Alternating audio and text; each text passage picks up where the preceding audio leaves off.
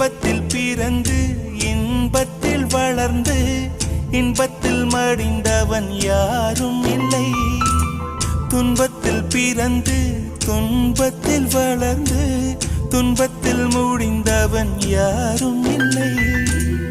இன்பம் பாதி துன்பமும் பாதி இரண்டும் வாழ்வின் அங்கம். நெருப்பில் வெந்து நீரினில் குளித்தால் நகையாய் மாறும் தங்கம்.